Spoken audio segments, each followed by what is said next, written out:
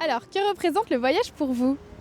L'aventure, liberté, mystère et la joie. La joie. Moi, la joie. D'accord. J'adore voyager. Vous voyagez beaucoup? Non, pas maintenant. Dans le passé, mais pas en ce moment. Oui. Donc ça a beaucoup représenté pour vous? Oui, oui, oui. D'accord. Oui. Alors, qu'est-ce que vous auriez envie de poser comme question à une personne qui voyage ou qui envisage de partir? Où allez-vous et pourquoi vous avez choisi cette destination? Merci beaucoup. Ok, merci. On dit que les voyages forment la jeunesse, mais c'est pas des blagues, quoi, c'est vraiment ça. Et c'est pas que la jeunesse, ça forme n'importe qui à n'importe quel moment. C'est l'occasion de découvrir plein de choses, différentes manières de faire, et donc de se retrouver plus sage au final. Même si on peut avoir beaucoup de bons moments et kiffer la vibes, mais on devient plus sage après un voyage. D'accord, donc pour toi le voyage c'est principalement la sagesse et l'ouverture d'esprit. Bah c'est le kiff, quoi. C'est vivre des expériences qui font de toi une meilleure personne après. Donc c'est instructif. Très bien. Qu'est-ce que tu aimerais demander à une personne qui voyage déjà, qui fait des voyages souvent, ou alors qui envisage de partir? J'aurais envie de lui demander qu'est-ce que tu vas chercher, quoi. Pourquoi tu pars? Juste ça. La raison du départ, quoi. Ouais. Parce que les gens ont des motifs bien différents de voyager. Il y en a qui vont venir chercher, qui vont en pèlerinage dans un endroit parce qu'ils sont très intéressés par une culture ou un événement précis. Il y a des gens qui ont juste envie d'aller se bourrer la gueule à Ibiza. Il y a des gens qui ont envie qui kiffent la cuisine. Enfin, c'est vraiment très différent. Et du coup, quand tu poses cette question, ça permet aux gens ils se mettent à parler sur ce qu'ils kiffent vraiment. Et les gens sont les plus intéressants quand ils parlent de ce qu'ils kiffent, quoi.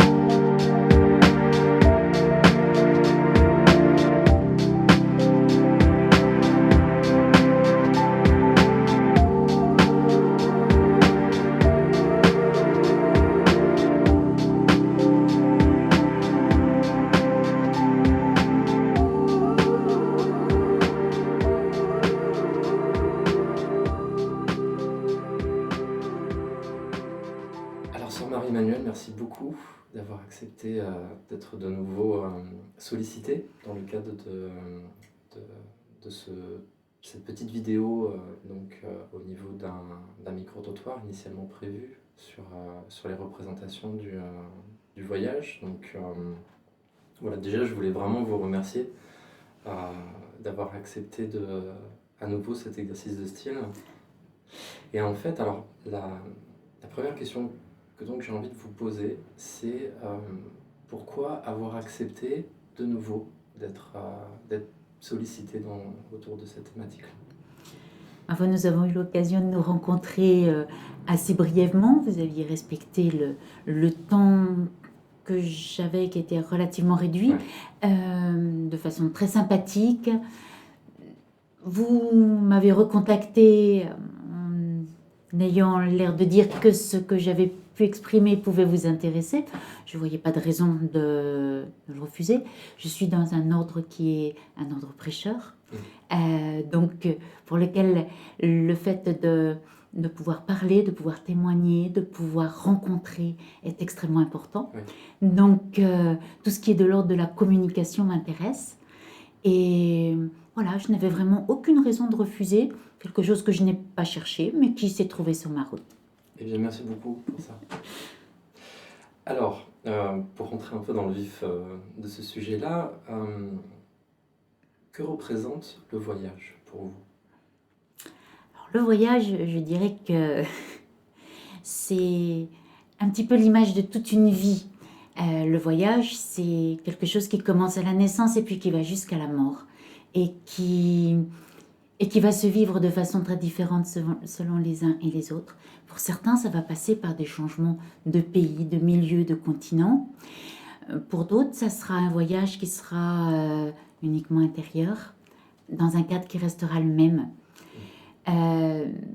Cependant, le voyage, il est vrai, c'est quand même pour beaucoup lié à une dimension de vacances.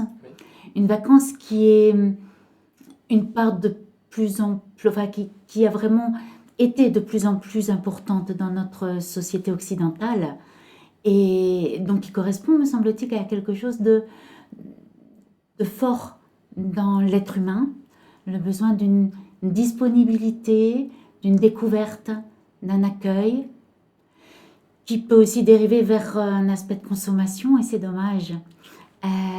Donc voilà, le voyage pour moi, c'est avant tout partir d'un endroit et aller à la rencontre. C'est très important ce que vous dites parce que c'est vrai que dans les premières représentations comme ça que l'on peut se faire autour du voyage, c'est vraiment ça en fait, c'est beaucoup lié au métro, boulot, dodo. C'est vrai que les vacances, c'est ce qui vient en premier parce qu'on part du principe que finalement le voyage, c'est relatif aussi au temps, le temps que l'on peut avoir, le temps disponible là-dedans. Et en général, on fait une coupure avec sa vie au quotidien. Parce que dans sa vie au quotidien, on travaille, on cherche du travail, et on n'a pas le temps d'être dans une dynamique de voyage. Donc du coup, il y a une espèce de césure comme ça avec la vie quotidienne. Et effectivement, le voyage, on le voit plus pour les grandes vacances, on le voit pour les week-ends, histoire de se faire un peu une sortie de la vie quotidienne. Et avec quelque chose, effectivement, qui peut parfois être lié à la consommation, à quelque chose d'assez matériel. Et je trouve que c'est particulièrement intéressant de pouvoir en discuter avec vous, vous qui êtes justement aussi sur un chemin spirituel, où il y a aussi une démarche à la fois intérieure, ou en tout cas un mouvement effectivement qui peut aller comme ça de l'intérieur vers l'extérieur, et où je trouve que vous résumez d'une façon assez simple au fond et assez humaine cette question que peu importe le voyage, peu importe la définition que l'on peut y accorder, le plus important c'est peut-être de considérer effectivement le rapport à l'autre, quoi. Tout à fait, cet espace de vacances que l'on peut avoir à l'intérieur de soi. Et il est absolument contradictoire, me semble-t-il, de s'imposer un rythme de travail effréné pendant 11 mois de l'année pour avoir un mois de vacances, de voyages et de rencontres. Si l'on sacrifie vraiment tout dans cette dynamique-là, je me dis là on passe à côté de l'essentiel. Le voyage tel que je l'imagine, s'il implique un déplacement, une découverte, eh bien il va nécessiter de s'intéresser, de se préparer, de faire tout un travail préparatoire pour aller à la rencontre d'une autre civilisation, d'une autre culture, d'un autre milieu. Et du coup, ça ne va pas être cantonné à un moment défini. Ça sera pas. Il y aura un avant, il y aura un après, et ça va du coup englober beaucoup plus que le petit temps de séjour qui sera dans un milieu qui sera autre. D'autant que il y a un peu voyage et voyage dans ces représentations-là, c'est-à-dire qu'il y a des personnes qui peuvent considérer le voyage à un moment donné. Alors, il peut y avoir ces petites escapades, le temps d'un week-end, le temps d'une semaine, 2 semaines, et puis ou pendant un mois, histoire un petit peu de changer d'air, de changer d'atmosphère. Et puis il y a des personnes qui parlent aussi de grands voyages. Alors c'est intéressant parce que quand on parle de grands voyages, c'est aussi ces associations qu'il y a souvent sur l'idée d'aller vraiment rencontrer des civilisations très différentes, des contrées aux paysages vraiment très différents de ce que l'on connaît. Mais on sent qu'à ce moment-là, il peut y avoir une composante peut-être pas forcément spirituelle, entre guillemets, mais une envie aussi d'être à la fois dans un grand rapport à l'extérieur et dans une envie aussi de se retrouver un peu plus, de se, oui, de se retrouver dans quelque chose peut-être un peu de perdu au quotidien. Et je trouve qu'on est un peu à la frontière de cette dimension un peu spirituelle, un peu intérieure. Qu'est-ce que vont chercher ces grands voyageurs qui souvent des fois en plus, alors soit voyagent en petits groupes, mais il y a aussi des grands voyageurs qui voyagent seuls et qui ont envie de faire cette démarche-là. Ou qui voyagent en famille. Qui voyagent en famille. Au moment où moi j'entrais dans une vie monastique, donc dans un lieu qui aurait pu être le même pour toute la durée de ma vie, en fait, je l'ai quitté au bout d'une bonne vingtaine d'années. Ma sœur aînée partait sur un bateau qu'elle avait construit et a passé une vingtaine d'années à faire le tour du monde avec son mari et ses enfants. Donc voilà, ça a été 2 conceptions du voyage. Je pense que d'un côté comme de l'autre, il y avait le désir d'aller à la rencontre, d'aller dans un esprit de découverte, d'aller au bout de soi-même, de se confronter aux limites de ce que l'existence humaine peut nous offrir. Mais quelque part, et dans l'essence, je pense qu'il y avait quelque chose de très commun. Oui, c'est intéressant effectivement d'aborder la question des limites, parce que souvent dans ces dynamiques-là de grands voyages, on cherche à s'éprouver en fait, on cherche aussi à ressentir des choses que des fois on enfouit un peu de trop, ou effectivement on cherche par moments un peu la performance, ou en tout cas essayer de voir jusqu'où on peut supporter le grand froid, la mer, la solitude, ou l'espace environnant qui peut des fois aussi être déserté de toute présence humaine. C'est peut-être aller aussi à la recherche, en quête d'un bonheur dont on pressent qu'il est peut-être toujours un petit peu plus loin que là où l'on en est. Oui.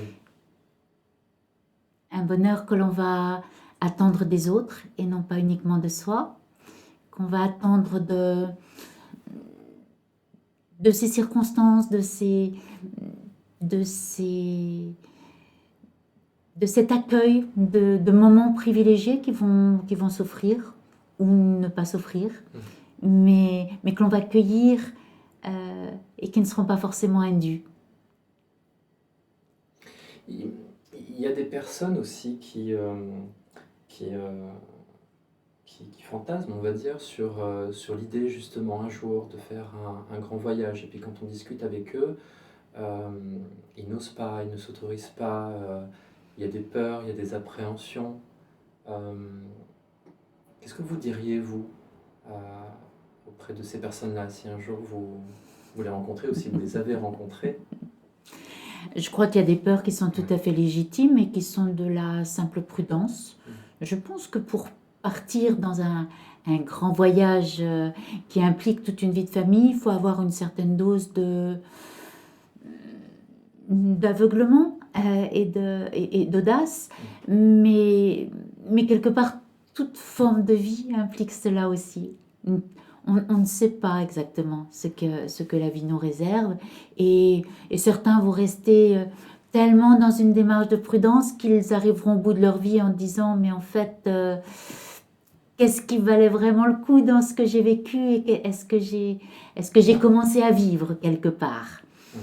Donc je pense que là, il y a pas de règles qui puissent s'appliquer. Il y a vraiment une écoute intérieure de ce que sont les aspirations que l'on a, les motivations qui les conduisent à avoir une certaine connaissance de soi-même pour pouvoir ne pas se leurrer trop sur ce que l'on est, parce qu'on se trouve très très vite acculé à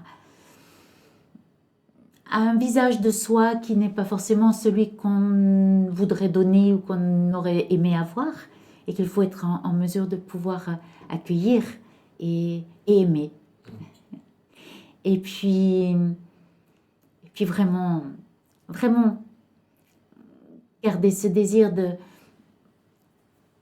que ce que l'on vit puisse avoir une fécondité pour les autres.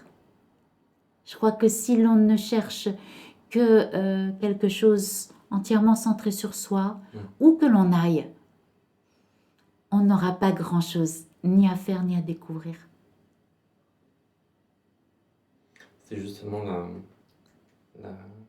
l'autre question que je voulais vous poser, c'est qu'est-ce que justement, alors vous en avez déjà parlé, mais qu'est-ce que vous diriez à quelqu'un qui aurait envie de voyager ou à quelqu'un qui voyage? Quel serait votre message ou votre intérêt auprès de ce genre de personnes? D'oser la rencontre, d'oser la rencontre et donc d'oser aussi prendre le temps avec soi-même. Parce que pour rencontrer l'autre, il faut aussi d'abord savoir un petit peu qui l'on est. Et en ce sens-là, je crois que une dimension du voyage qui est en train de prendre une proportion de plus en plus grande dans notre pays, c'est le pèlerinage de Saint-Jacques. Ce chemin de Saint-Jacques sur lequel des hommes, des femmes, des jeunes, des plus âgés se mettent en route avec des aspirations extrêmement diverses, des motivations extrêmement diverses, pour un temps qui peut être assez court. Certains ne vont ne faire que des étapes d'une semaine, d'autres vont partir pour 2 mois. En tout cas, ça me semble refléter quelque chose de ce besoin dans notre monde, de à la fois se mettre en route, de se mettre en disponibilité, de se dépouiller, parce que le voyage, lorsqu'il implique une marche à pied, oblige forcément à larguer un certain nombre de nos conforts, de nos habitudes, etc. Mais moi, j'aime me mettre à l'écoute de ceux qui sont sur ces chemins-là, parce qu'il me semble très révélateur de ces aspirations qui travaillent le cœur de notre société aujourd'hui. Oui, c'est un très bon exemple. Il y a eu des documentaires sur ce fameux Chemin de Saint-Jacques, oui. C'est vrai qu'il se passe beaucoup de choses durant vous l'avez déjà fait vous-même? J'en ai fait quelques petites étapes. Du fait que je travaille professionnellement, je ne peux pas prendre des temps suffisants pour le faire d'un trait. Mais je me suis trouvée à la fois sur le chemin pour accueillir des gens qui arrivaient et qui repartaient. Ça a été mon premier contact qui m'a donné envie de me mettre moi aussi sur la route pour l'expérimenter. Je pense qu'on ne peut accueillir vraiment que lorsqu'on a connu ce qu'était une journée, une semaine de marche sur le chemin.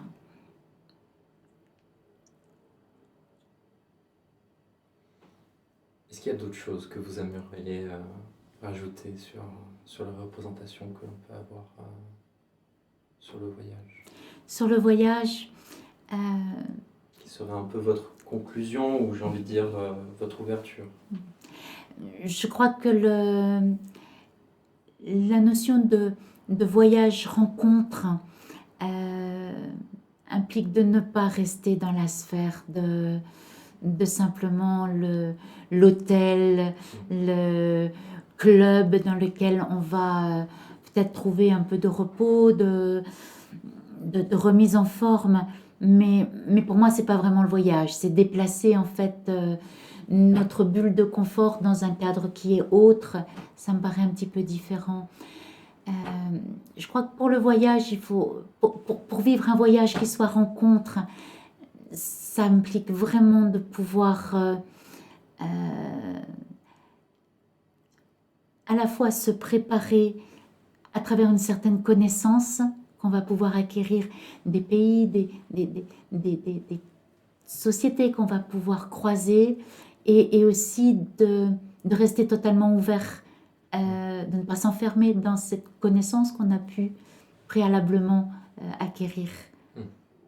De se laisser surprendre, de se laisser rencontrer aussi. Avoir conscience que on a à découvrir et puis l'autre va découvrir aussi à travers nous. On est porteur de tout ce que l'on vit et puis on va pouvoir aussi communiquer à ceux que l'on va rencontrer. Et que pour moi, et là je suis un peu à la fois tributaire et puis façonnée par ma première expérience de grande expérience dans une autre culture en tant que EFS student. J'avais participé tout de suite après mon baccalauréat à une année où je suis partie dans une famille, dans un pays étranger. Et tous ces échanges qui se vivaient étaient avec cet objectif de pouvoir être constructeur de paix à travers une connaissance mutuelle. Et ça, pour moi, ça reste vraiment ce qui est fondamental dans la rencontre de l'autre. Pouvoir se connaître pour pouvoir mieux se comprendre et pour pouvoir éviter tous ces affrontements qui malheureusement marquent tellement notre quotidien aujourd'hui dans le monde. Je crois que c'est un petit peu sur cette note-là que je voudrais terminer cet entretien. Eh bien, merci beaucoup, Sœur Marie-Emmanuelle. C'est un plaisir.